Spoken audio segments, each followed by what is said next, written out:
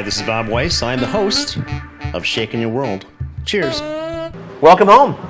Yet another magnificent episode of Shaking Your World at the lovely Shakers in Milwaukee, Wisconsin.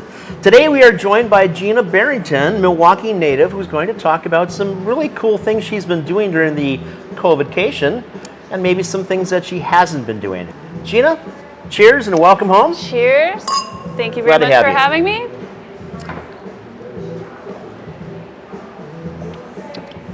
Interesting world we have today, isn't it? To say the least. Yeah. I don't think that if you would have told me at any point in my life that we would be in this situation that I would have believed it. Ever. Not ever. This is science fiction right here. It really is. If you are into that, which as a kid I was like a huge nut for like Ray Bradbury and things like that. And this is right out of a book or a movie or whatever your preferred method of fantasy is. So we've all been incredibly grounded the last couple of months, and I'm sure this hit home heavily with you because you're typically on the coast, aren't you? Well, my family has a little bit of a strange dynamic. My husband isn't from LA, but has been placed there for the majority of his life. He's a musician, and we are rooted here for the kids because it makes no sense to try to live in Los Angeles. But we do get to spend a lot of time in both places. We've been stuck here primarily for the duration of COVID, which has its ups and downs.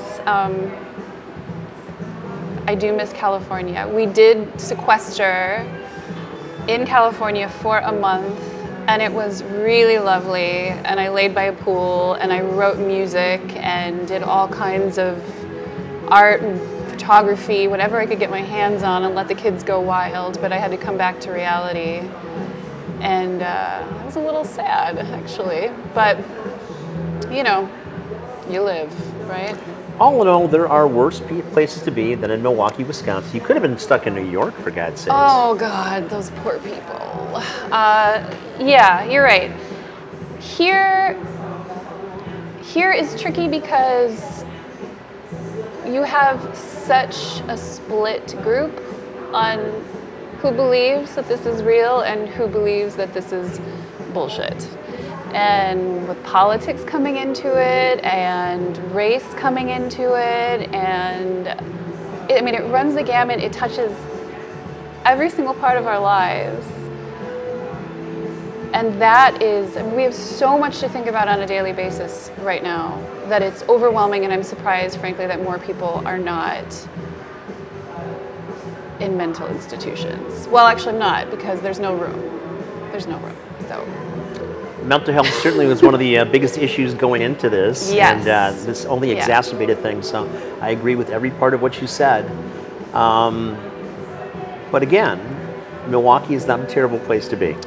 No, you're right. We have lots of color here, lots of life, lots of wonderful thinkers, progressive thinkers, beautiful people, beautiful artists, you name it. The scenery by itself is extraordinary. Yeah. So you launched your career though from here, right? Yeah. Okay. Yeah. How'd that work out? Which part of it? Which career? Well, whichever one you want to talk about. I'm about 4 different people. Okay. Which is confusing for a lot of people. So to start, my main focus for the past 20 years, I started as a model. I moved into hair and makeup, which is how I know your friend Patrick, and took it that direction for a really long time, which has been great, actually. And Milwaukee, you wouldn't think would be a really good place for any of that, but it is. It was. Let's say it was. It has changed significantly over the past, I'd say, 5 years, and even more so now that COVID is here.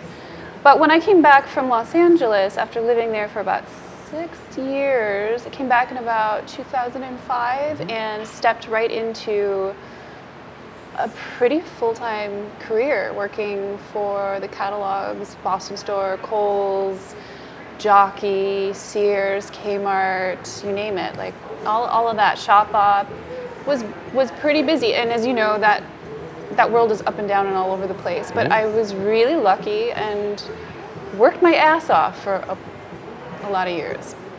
Then to watch the internet kind of change the way that we worked and e-com come into play, and the beast kind of went from this great old cool thing called fashion to what we know now as internet shopping, and making everything so easy to get a hold of all the time that all you're doing is looking and clicking on pictures, and usually of things like this, which has changed my world quite a bit. So there's not as much work. That's changed things. So I started getting into other things. And I've always been an artist at heart and a musician, a closet musician for many, many years. And I just started putting myself out there and put out a record, put several bands together as they, you get together with people, you have differences, you fall apart. But my main goal has always been the same, and that's to write and get out there what I can't say usually.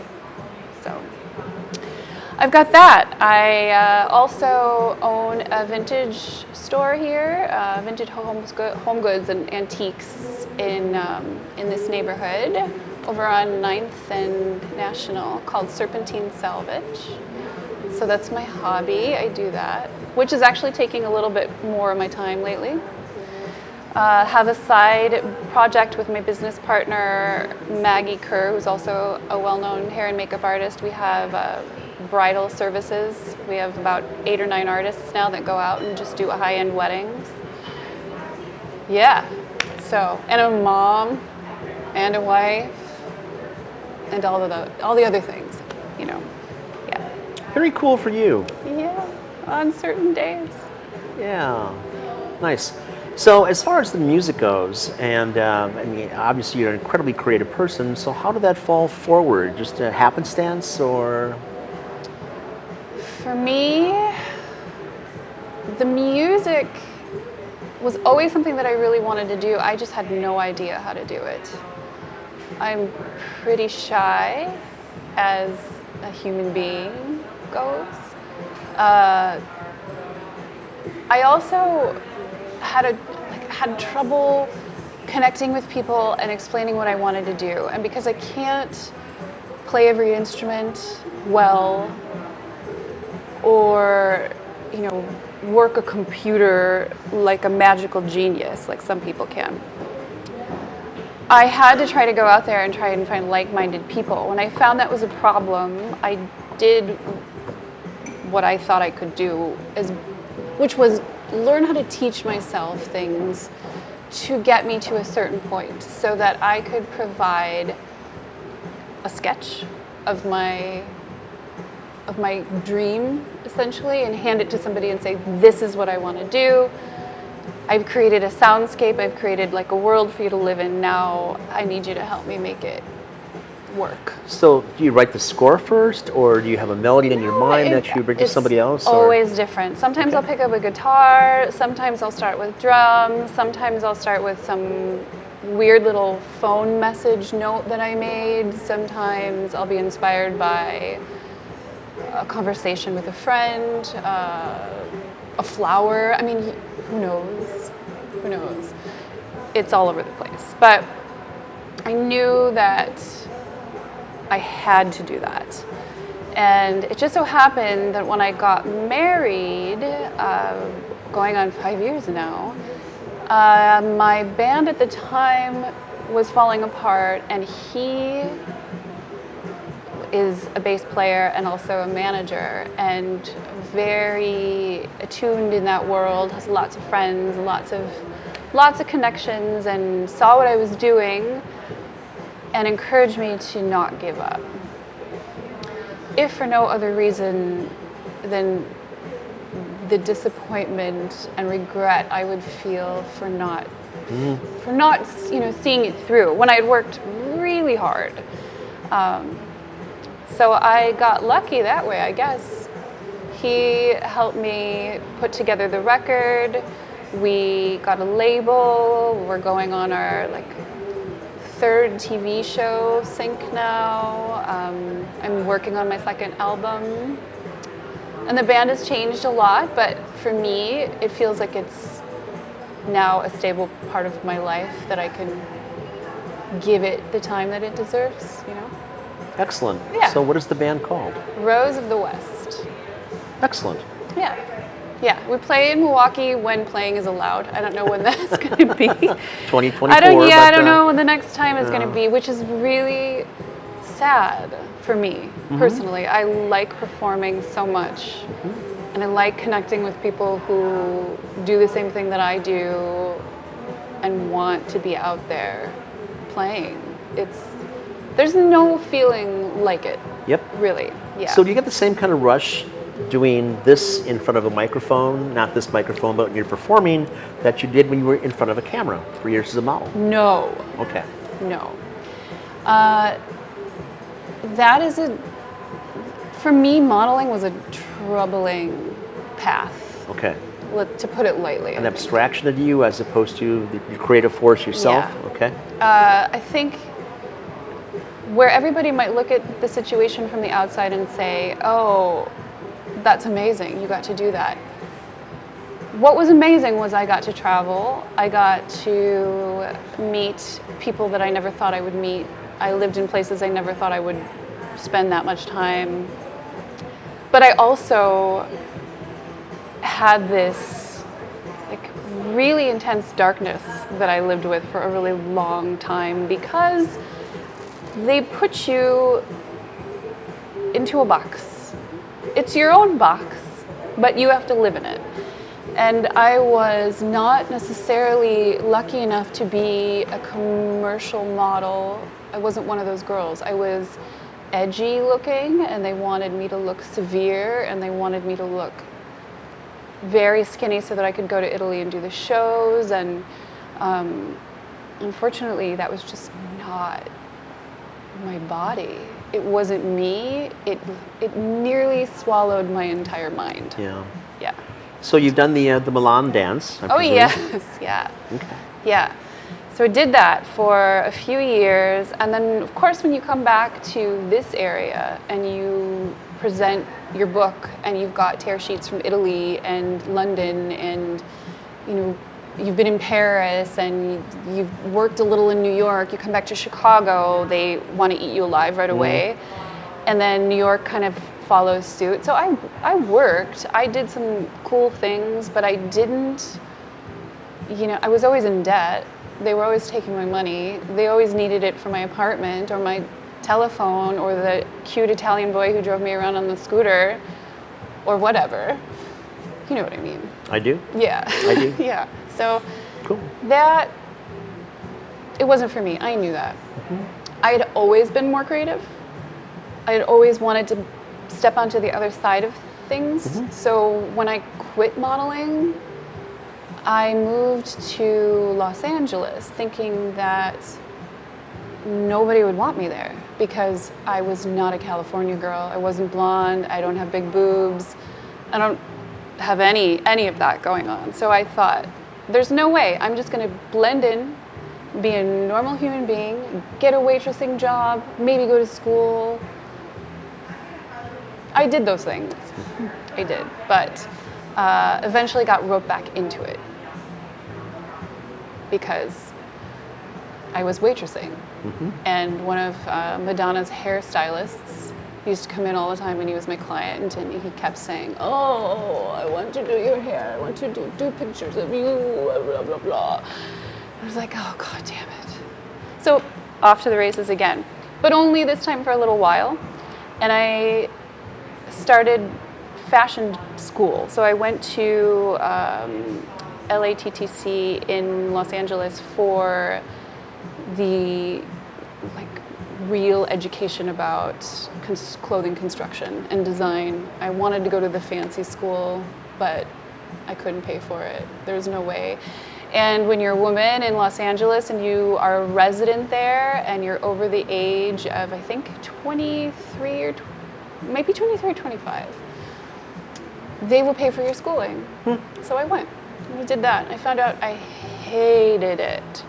And I did not want to end up designing kitty sweatshirts at some retailer. I shouldn't even say that, but because I work for those retailers sometimes, but doing the job that I love, which is hair and makeup, not grandma clothes. So while I was doing that, I ended up asking my agency at the time, who was fairly new to me, if they could possibly consider letting me go along on these test shoots that they would do for models. And I wanted to try styling, and I wanted to try some different things. So that segued into hair and makeup, and I had already sat in the chairs of some of the best hair and makeup artists for 10 years, knew a lot, and so I made the switch. I apprenticed a ton, went back to Milwaukee, did my education on it as best I could because I didn't have time to like move away and go to a big fancy makeup school, and I didn't think I needed it. I didn't want to get into special effects. I didn't want to get into any of that stuff. I wanted to just do fashion makeup. And that was that, really. That's cool. Yeah. So do you paint as well? I don't paint. You strike me as somebody who would be a painter. Yeah, it's, people have said that to me before. I think if I am, I haven't done it yet. You never know. That might find me later in life. Plenty of time. Let's hope. Plenty of time. Yeah. I can see that about you. You have plenty of time. Yeah. So you've had this marvelous career, change career, and I think you'll continue to do that. You just have that thing about you. Was there a favorite part of your life at this point? So far, I hope the best is yet to come. But if I had to choose, I would say, even though the last 5 years has been really difficult, probably my favorite, I think. Cool. Yeah. Yeah. All that other stuff is just learning. Sure. Gathering information, figuring out who you are. Yeah. Yeah. So you began at what age, would you say, professionally? Got in front of a camera and 16, 17. 16. Yeah. Any words of wisdom for young girls that are 16 or 17 in today's world? I have a lot to say about that, but the short version would be, if it's something that you want to do, it has to feel right. It has to make sense for who you are. It has to make sense for your body, your mind, your spirit. All of those things have to be in line, because when one of them is out of place, you're completely fucked. Excuse my language. I know girls in this business who have had really traumatic times with it, and then I also know girls who seem to have it really easy and they're just kind of fooling you. And then there's other girls who are just, they were born to do it. Yep. And I was not. I was intrigued by it, but I learned pretty quickly that I didn't like that attention on myself. And when you get in front of a camera, if you don't light up and you're not having the best time of your life, it's probably not your job. Yep. Yeah. Yeah. So how bad of a factor, or how big of a factor, or how dangerous of a factor are photographers preying upon young girls? Well, that is also a thing. I have had some really great experiences while traveling, especially living in New York City, living in Milan, being a young girl on my own. I came across some really terrible people, but for the most part, I found people who really went above and beyond to take care of me, not in a weird way, you know. And there was a couple her and her husband were just super kind to me. She wasn't always around, and sometimes I felt like, is this weird? It wasn't weird. He knew that I was kind of alone. Adrift, and he's looking out for you, right? Yeah, So, and he knew that I was a minor and would invite me over to watch sci-fi movies or drink sangria or whatever. I just, so I had great experiences that way.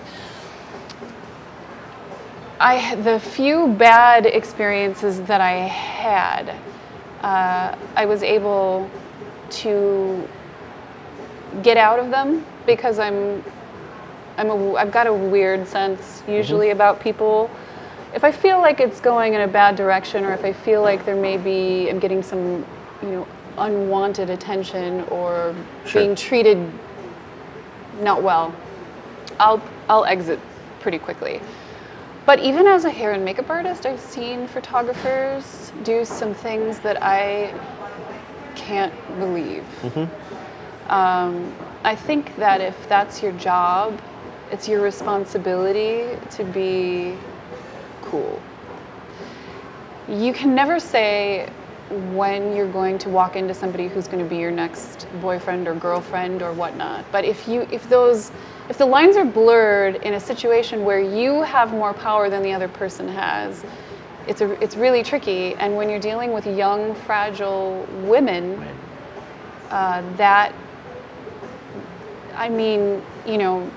not all of them are going to be strong enough to defend themselves or say no, or they think that if they do, that they're going to be denied some kind of reward or job or whatever it is. It sucks. I mean, that part of it sucks, but I don't run into it that much anymore. I feel like, I hope the industry is moving past a lot of that stuff.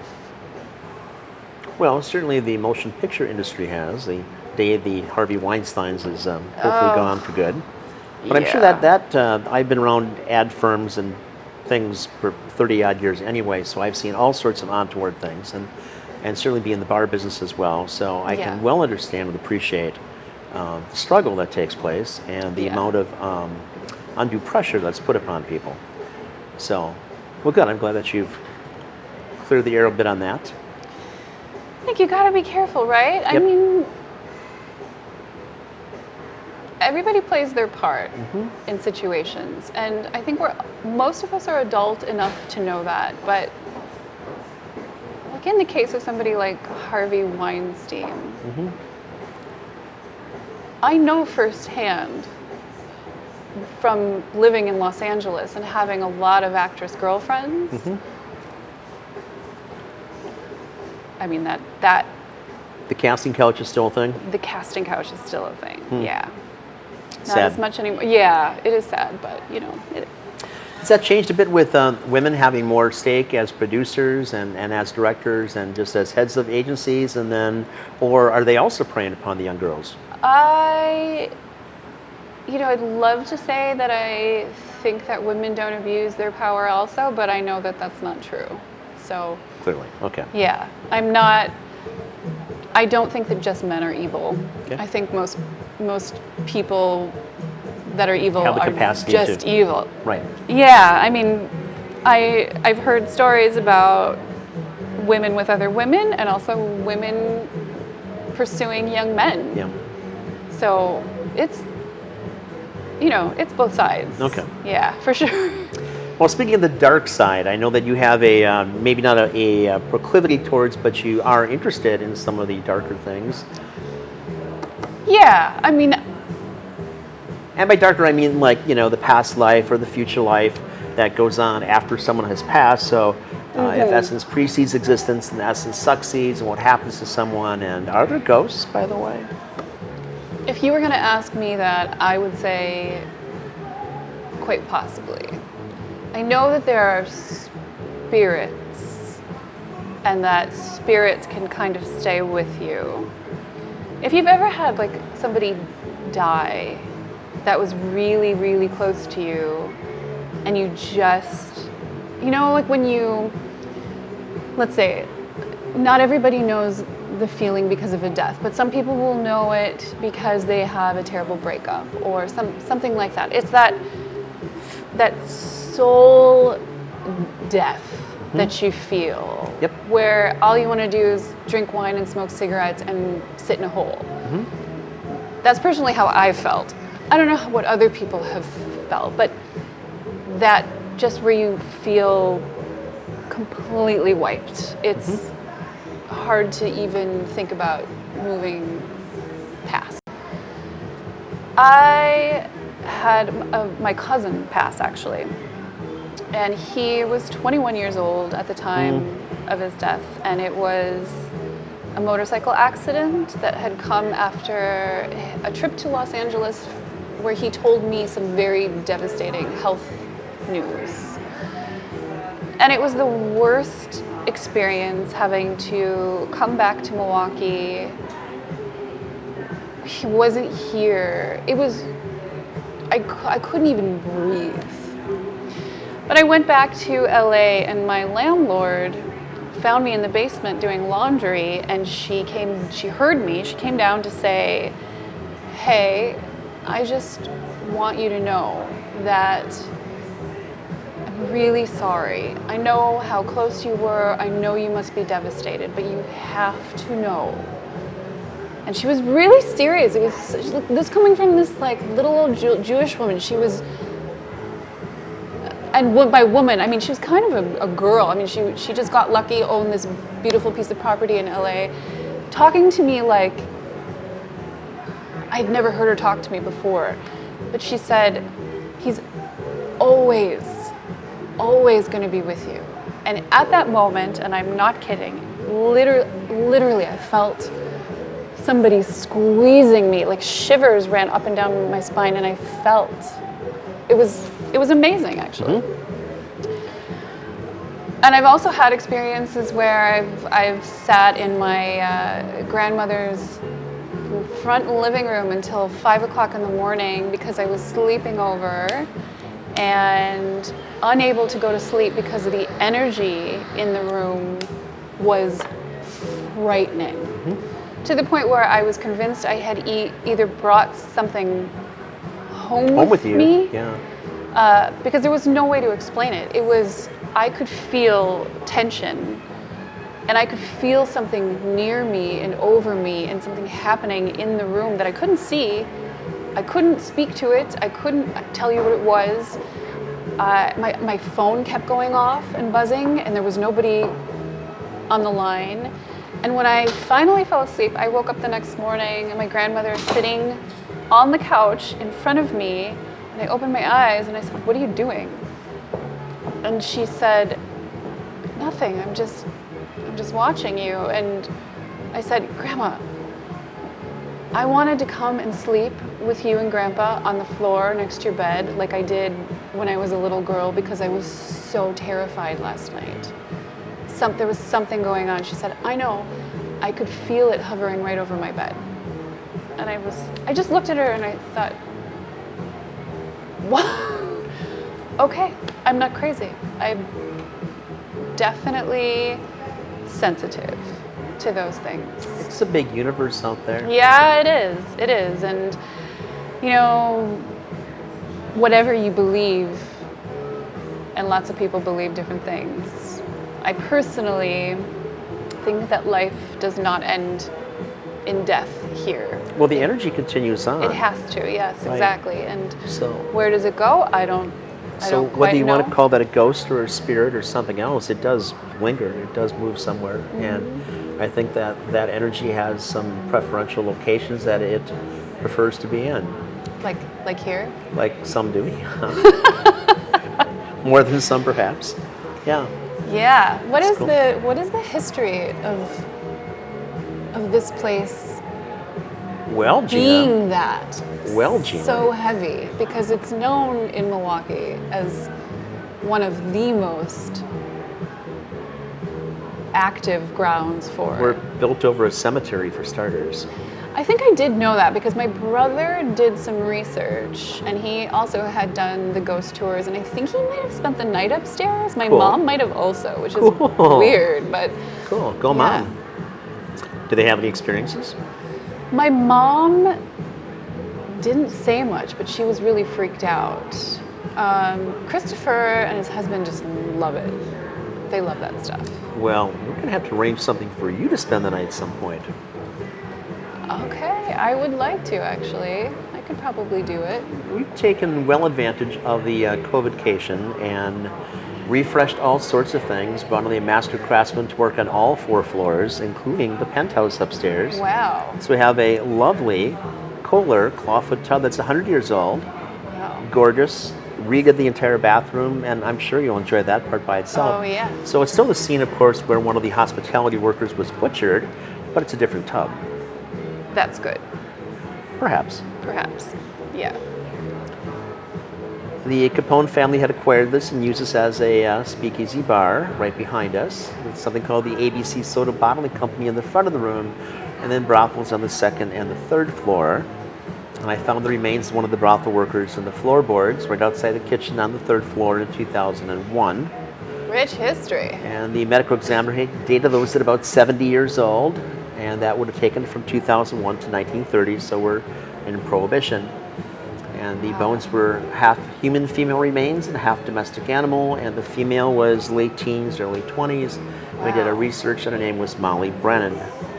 So she was a prime revenue generator for the Capone syndicate, and ostensibly a childhood friend discovered her in the brothel and wanted to take her away. She didn't want to go, and in a fit of rage and pique, he murdered her. And then you can't, of course, dispose of a Capone property and get away with it, and he disappeared after that.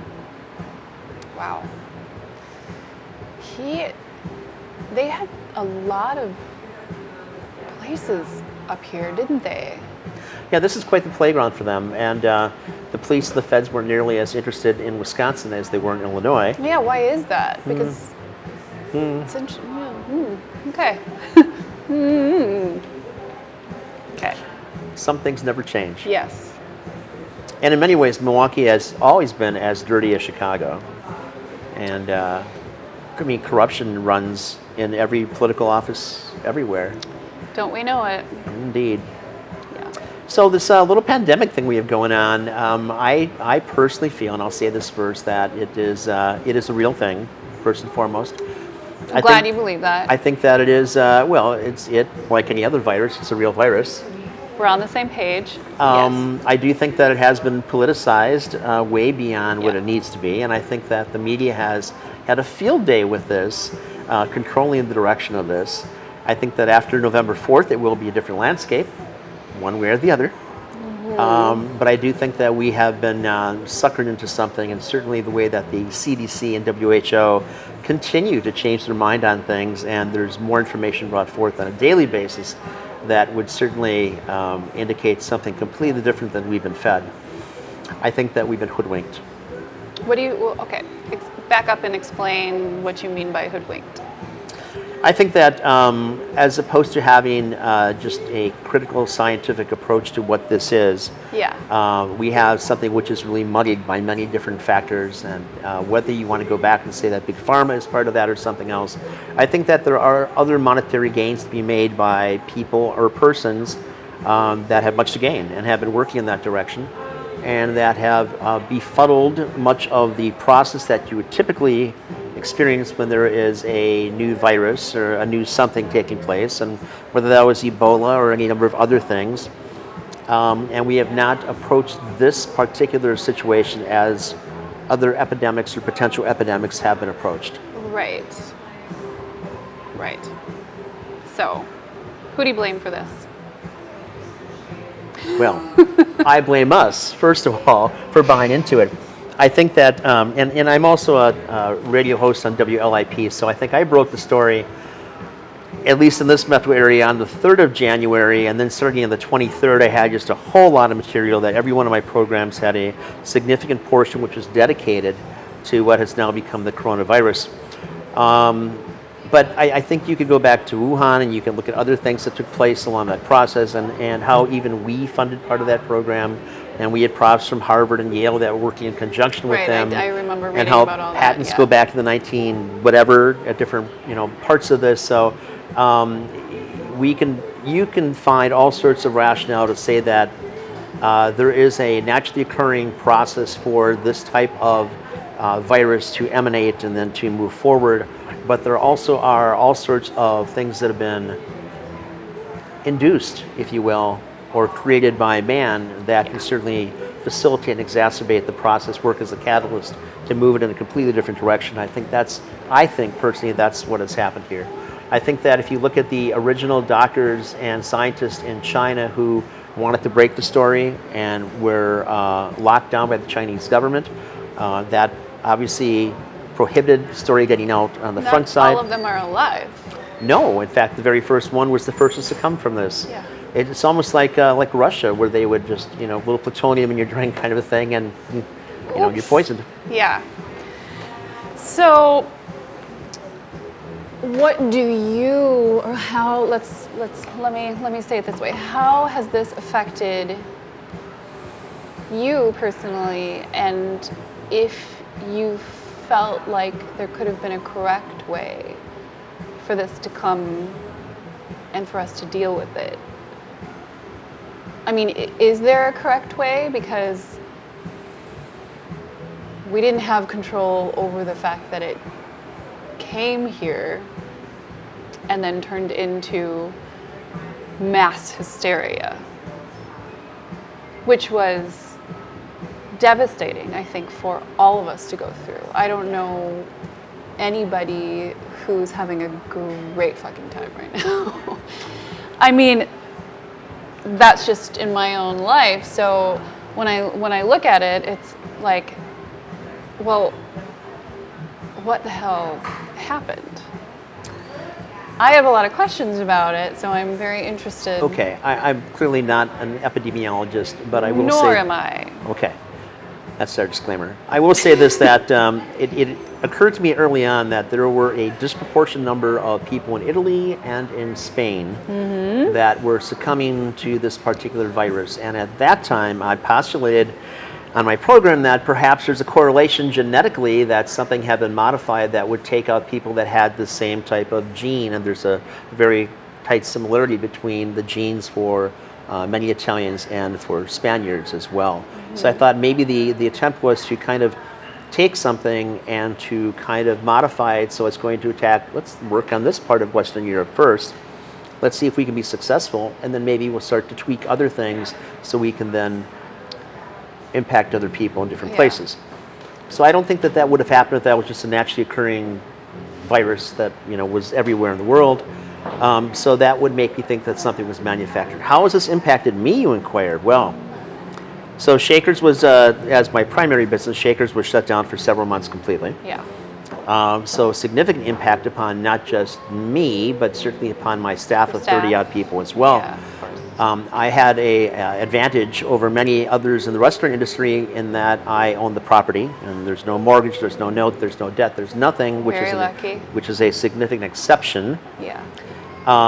And then my other business, the tour business, obviously was also mothballed for a while, as was my Savannah tour operation.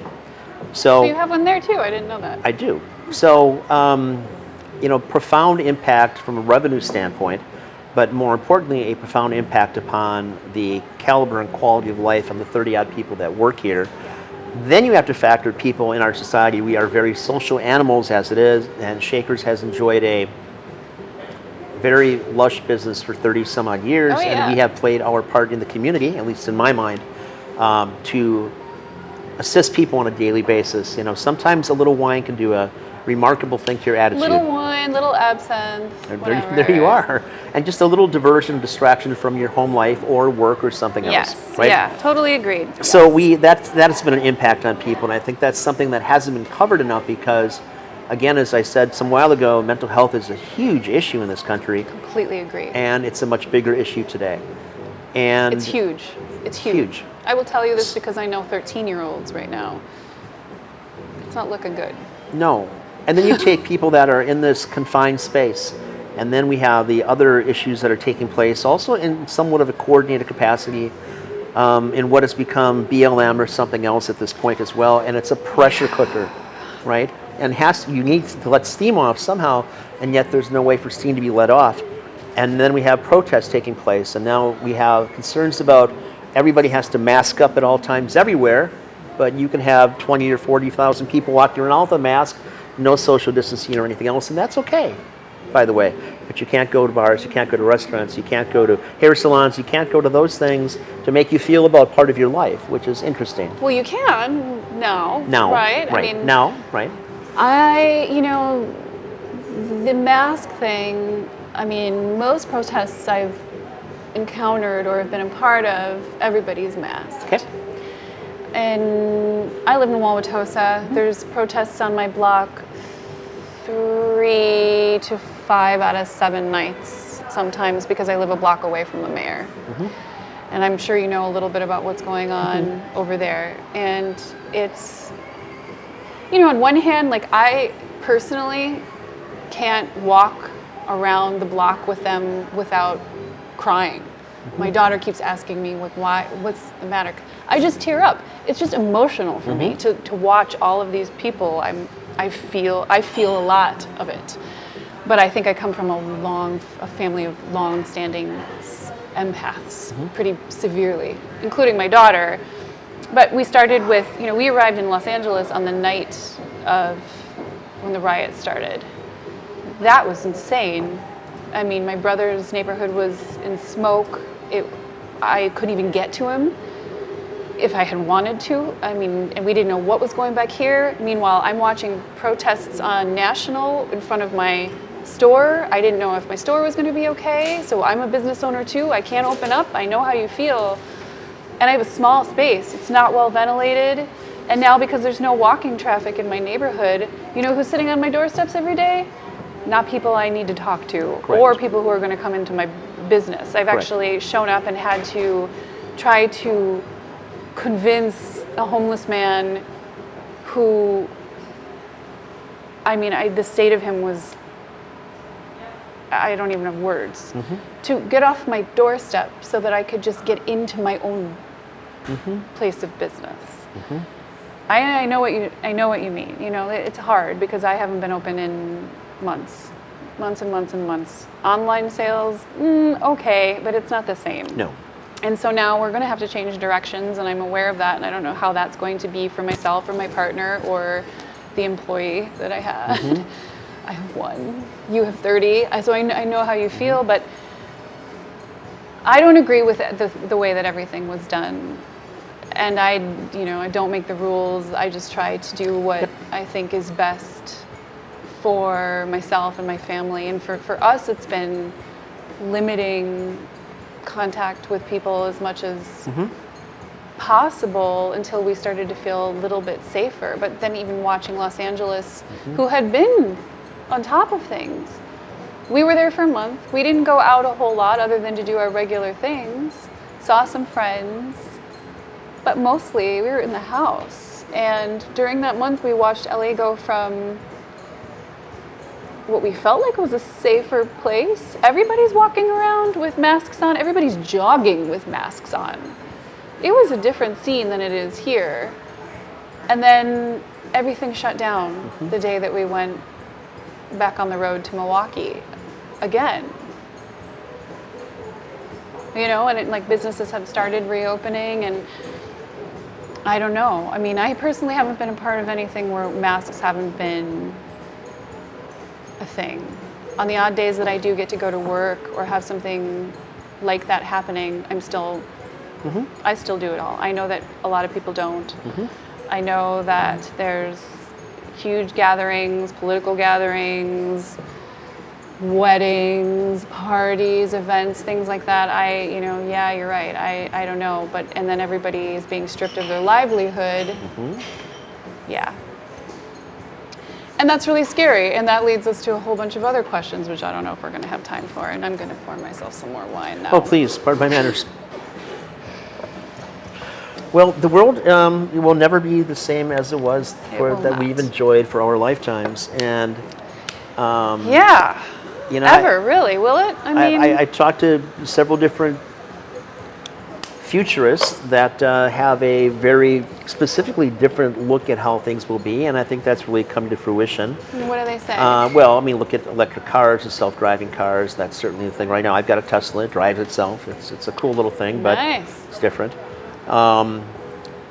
As far as automation and AI goes, I mean, that really will be it. So you're going to go to take a flight somewhere, and while you're there at the airport, you're going to have food which is manufactured by a robotic system. You're going to have your drink made for you by a computer that's got arms and will make you the perfect Manhattan or whatever you're looking for before you get on that plane. That is the way the world's going to be. And Where do people fit? well, that's a good question. So even look at things like auto insurance, because there will be dramatically fewer auto accidents now because we have something guiding everything, right? So there's less bodily damage. So there's going to be an industry that was the insurance industry that's going to be de facto useless now. Which is huge. Yes, it is. So what are they going to do? Who knows? You can't re-educate these people. It's the Andrew Yang concept. You can't take a guy who's been, driving a semi across the country and say, well, now I'm going to teach you how to code. No. No. And there's no need to code anyway, because now we have computers that do coding for us, right? And talk to each other as well. So I don't know what it's going to be like for people. I think that, and certainly as we've talked about in other programs, both here and on the radio, sex bots are really becoming the thing now, because people don't have relationships, or their relationships are so stilted from what they have been in the past. What the hell is a sex bot? And in many I mean, I have lots of ideas going through my mind Well, right you're now. not too far away from that. But the best ones are created by women, I'm told. But Well, that would make sense. wouldn't it though?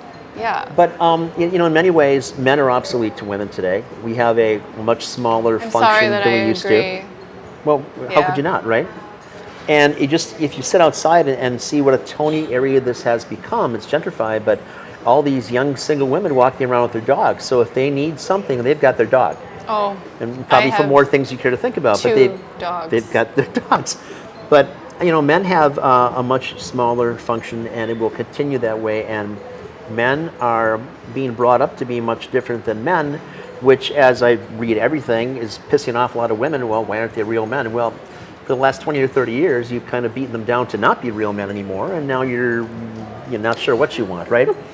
So, and at some point, women will also become obsolete, though, in the system, because as men are obsolete and the birth rate is dropping in many countries, Yeah. it will continue to drop. And then what are women going to have? They're going to have the sex bots and their dogs, and that will take care of 98% of their needs, right? But after that, they're going to go, geez, this isn't quite what I wanted. I think that there are many reasons that women got to that point, though, and you know that too. Just I like do. what we were touching on I do. before, we weren't thought of as equals for a very long time. Right. There is a line that is crossed sometimes. Some women want a different kind of attention. Mm-hmm. And that is okay. That's okay. I think that you have to find somebody who floats your boat, who gives you the kind of things that you need. I mean, people have all kinds of really crazy relationships, and sometimes you hear about them. Like, I have friends who are in different kinds of marriages and different kinds of relationships. I have friends that are not he or she. I have friends that are they. I have friends that are they with a boyfriend and a girlfriend. Like, okay, whatever you want to do, but Caligula, we are at that point in our civilization, aren't we? I mean, whatever Well, it is. yeah. But as a society, I find it really sad that we have done this to not only people of color, not only different sexes, not only people that are possibly handicapped, mentally ill, vets, you name it. I don't understand, and I'll sound very simple when I say this, but I do not understand how human beings can be so fucking mean. I don't look at anybody.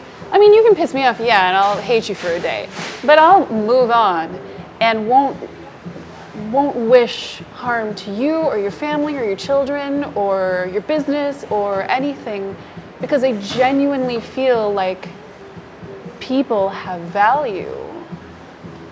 There is a soul in there. It is a human being. I understand that there's, what are you going to say? You're making a face. I am making a face. I'm thinking that so many of these things are really precipitated by Facebook. So if we could take social media Don't get me out started. of the equation. I want to so bad. How do we do that? Do you want to form a plan? I wish we could. I'm there. I'm in your club. We'll fine. We'll work this out later. That's the next section. I hate it. You know, all these people I that again loathe for social 3 media. months they can't. There are some people for 6 months have not left their apartment. I know. Oh dear God. But you have time to be by yourself, and what you are doing is you're fostering resentment and hatred and animosity for everything and anybody, and now you've got a keyboard, and this is your opportunity to talk to the world. I hate the way you think about that. You're an asshole. Yeah, You know, so easy. something you'd never say in person, right? Something you would never say in and something person. that you might even Right. not think about because you have your own things to do. You have positive things to do every day when you're out and you're working and you're engaging with people and you're doing something. You Yeah. must find something productive every day in your life to. I do anyway. Otherwise, what's the point of getting up? No, right? I'm the same. So And, yeah. if you're stuck behind a keyboard and stuck in your little 400 square foot apartment and that's all you got, is to look at those walls and not even a dog, and you know you're going nuts. But here you've got the world right in front of you on your laptop, and you're gonna let someone have it because, damn Because it, you know. You can. You can. Because you have no other And now you have outlet. Yeah. 250 million other people in this country doing the exact same thing. So that's where the hatred, the animosity, the meanness comes from. I think that if we could abolish Facebook for 30 days, the meanness would not disappear, but it would shrink a whole lot. Yeah, you know, I hate what social media is doing to, even in my own family. You know, and there's luxuries, little luxuries that I have with having a phone attached to me all the time, like being able to see what she's doing or where she is all the time, because I don't trust the world anymore, Right. and that's how suspect I am Yep. of everyone and anybody out there.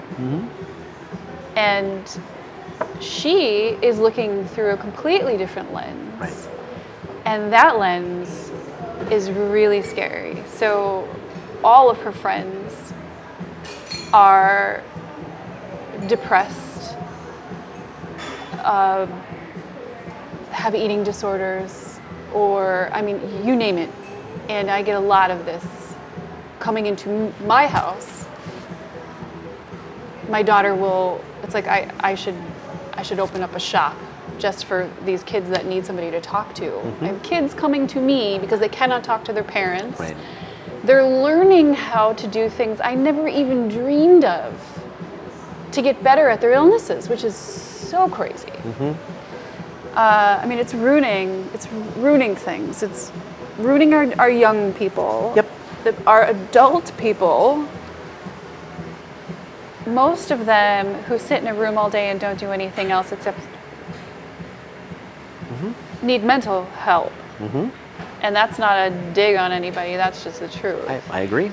And we don't have the capability in any system, adolescent, adult, there's not enough access. I know that firsthand because I've also had to deal with some of that with my own family. And you try sitting on a waiting list to get a family member help when it's needed immediately. Yep. And the only way you can get in is if you have to say, no, this is a life-threatening emergency. Right. But we're at the point where it is already taken over a life. Yeah. And we had to go on a little social media and phone diet, and I saw it do some good for my daughter especially. She was lighter. She felt less, she would not tell you that, by the way, but I noticed she felt like a big weight had been removed. She didn't have to talk to these people anymore. She didn't have to look at her phone constantly. And then the minute things were different and she felt more ready to take regular life back on, it all comes rushing back, because there it is. And then, oh my God, look at everything I missed. Oh my God. And it's this like, you know, I mean, I'm on it, but most of it is just so I can, you know, see my family in Italy. And I don't even say much. They're alive. Yay. Okay, great. That's about it. Mm-hmm. I have businesses I need to keep alive, so that's a necessary evil. I really wish that it wasn't. I don't talk politics on any social media platform. I'm afraid I'll say some crazy shit.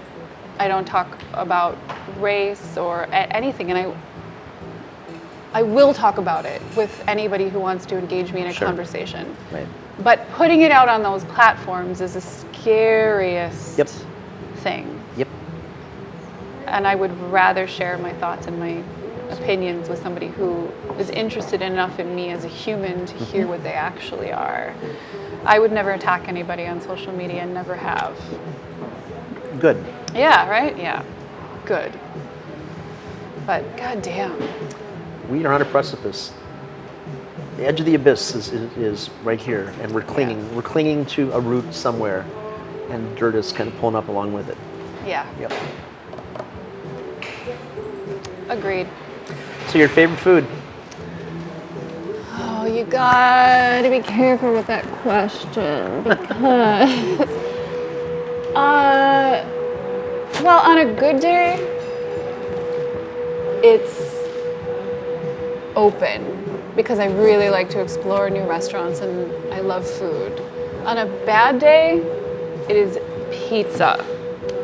Absolutely. Yum, pizza. Yeah, it's my favorite. Yeah. Well, we have a dinner coming up on the 21st of September on a Monday night. Okay. We'll be on the rooftop. I'd be honored to have you as my guest. I would love You that. bring a friend if you're so inclined. I would love to bring a friend. Okay. I have lots of friends. I'm sure you do. I'm sure I can convince one of them to. Even better. If you're so inclined, I'd like to have you back for another segment at some point. Sure, I'd love to. See how the world has changed maybe in a month or two, and Yeah, I hope I have some more inspiring things to say. hopefully some positivity will be coming our way as well. Yeah, I hope so. Gina, this has been a real delight, and thanks for taking the time to come down. Thank you for having me. Cheers. Thanks for the wine and the beautiful environment. Thanks for tuning in. Cheers.